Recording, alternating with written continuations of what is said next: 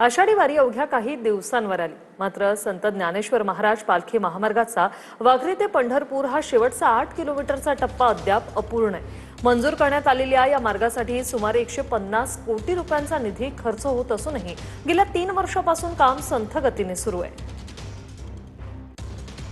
राज्यभरातील लाखो वारकऱ्यांसाठी उभारण्यात येत असलेल्या संत ज्ञानेश्वर महाराज पालखी महामार्गापैकी वाखरी ते पंढरपूर हा 8 किलोमीटरचा शहरातून जाणारा देशातील पहिला महामार्ग विशेष बाब म्हणून मंजूर करण्यात आला होता। या प्रकल्पासाठी सुमारे 150 कोटी रुपयांचा निधी खर्च करण्यात येत असून वाखरी ते पंढरपूर हा शेवटचा टप्पा अत्यंत महत्त्वाचा तर मानला जातो। या मार्गावर 2 उड्डाणपूल देखील उभारण्यात येत आहेत। मात्र राष्ट्रीय महामार्ग प्राधिकरण, संबंधित यंत्रणा आणि स्थानिक प्रशासन यांच्यातील समन्वयाच्या अभावामुळे कामाचा वेग अतिशय मंदावल्याचे चित्र आपल्याला खरं तर पाहायला मिळत आहे। पंढरपुरातून कॅमेरामन जगदीश रवी लवेकर, TV9 मराठी।